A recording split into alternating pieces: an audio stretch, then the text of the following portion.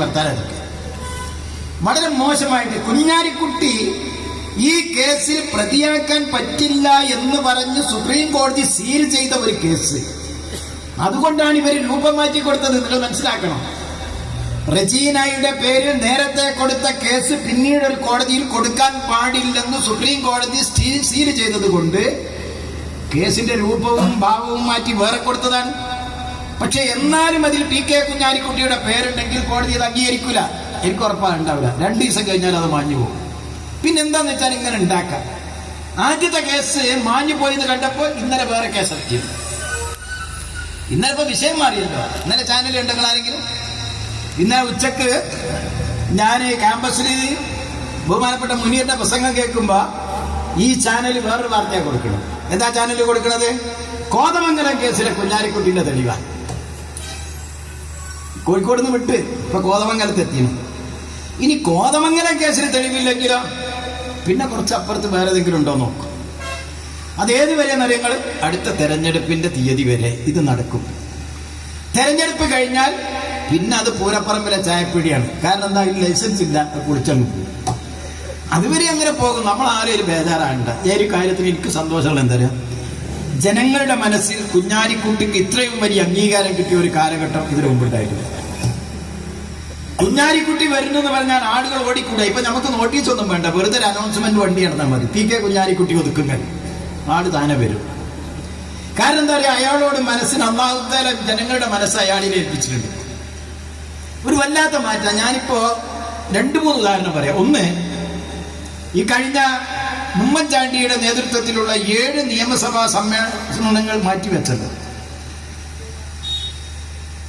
നമ്മളുടെ ശബരിമല ദുരന്തത്തെ തുടർന്ന് മാറ്റിവെച്ചു 17-ാം തീയതി. അത് രണ്ടാമത് നമ്മൾ 30-ാം തീയതി നടത്തുമെന്ന് പറഞ്ഞ് അത് പിന്നെ 5-ാം തീയതിയിലേക്ക് മാറ്റി. പിന്നെ അതൊന്നും കൂടി മാറി അല്ലേ? ആ സംഭവം നിങ്ങളൊന്ന് ആലോചിച്ച് നോക്കൂ. ആ സംഭവം ബഹുമാനപ്പെട്ട കുഞ്ഞാലിക്കുട്ടി സാഹിബും ഉമ്മൻചാണ്ടിയും ഒക്കെ പങ്കെടുത്ത ആദ്യത്തെ സംഭവം ഉണ്ടാകുന്നത് നമ്മളെ ചേളാരിയിലാണ്. ആ സദസ്സിലേക്ക് കുഞ്ഞാലിക്കുട്ടി വരുമ്പോൾ ജനങ്ങൾ കാണിച്ച ആവേശം അത് നേരിൽ കണ്ടവർക്കറിയാം. നിലം തൊടാതെ ഏതാണ്ട് ഒരു 200 മീറ്റർ ദൂരം യുവാക്കൾ അദ്ദേഹത്തെ ഏറ്റിക്കൊണ്ടുവന്നിട്ട് ആ സ്റ്റേജിലെത്തി. അവിടുന്ന് ഇറങ്ങിപ്പോകാൻ കുഞ്ഞാലിക്കുട്ടി കുടുങ്ങി. അന്നേ ദിവസം അതിന്റെ സമാപനം നിങ്ങൾ ഓർക്കുന്നുണ്ടാകും, നമ്മളുടെ മലപ്പുറത്താണ്.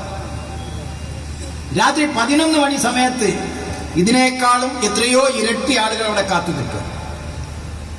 ആ സമ്മേളനം 9 മണി വരെ കൊണ്ടുപോകാൻ പറ്റില്ല, 8:30-ക്കെങ്കിലും നിങ്ങൾ ഇവിടെ എത്തണം, 9 മണിയായ മലപ്പുറത്ത് ആരും ഉണ്ടാകില്ല എന്ന് ഉബൈദൊക്കെ വളരെ വാശി പിടിച്ച് പറഞ്ഞതാണ്.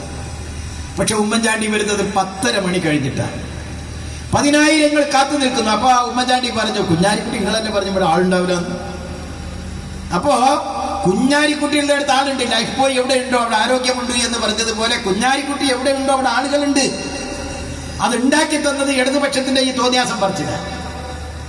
ഇവിടെ നമ്മൾ അവിടെയല്ല നിൽക്കുന്നത്. ഞാൻ നിൽക്കുന്നത് ഇടതുപക്ഷം രാഷ്ട്രീയമായിട്ട് കേരളത്തിൽ അടിയറവ് പറഞ്ഞിട്ടുണ്ട്. ബംഗാളോ നഷ്ടപ്പെടുന്നു, കേരളം രക്ഷപ്പെടുത്താൻ വേണ്ടിയിട്ടുള്ള അവസാന തടവായത്. ബംഗാൾ എന്തായാലും ഈ തെരഞ്ഞെടുപ്പോടുകൂടി നിങ്ങൾക്കില്ല. കേരളത്തിലും കിട്ടാനുള്ള സാധ്യതയുണ്ട്. ഞാൻ ചോദിക്കട്ടെ, നിങ്ങൾ എന്താ പറഞ്ഞ ലീഗില്ലാത്ത പാർലമെന്റ് ഉണ്ടാകും? എന്താ സംഭവിച്ചത്? മാർക്സിസ്റ്റ് പാർട്ടി ഇല്ലാത്ത ജില്ലാ പഞ്ചായത്ത് ഉണ്ടായി എന്നല്ലാതെ ലീഗില്ലാത്ത പാർലമെന്റ് ഉണ്ടാക്കാൻ കഴിഞ്ഞാൽ നിങ്ങൾക്ക്? ഇടുക്കി ജില്ലാ പഞ്ചായത്ത് 2005-ലെ തെരഞ്ഞെടുപ്പിൽ ഇടതുപക്ഷം ഭരിച്ച ജില്ലാ പഞ്ചായത്താണ്. 2010-ലെ ഈ കഴിഞ്ഞ തെരഞ്ഞെടുപ്പിൽ എന്താ സംഭവിച്ചത്?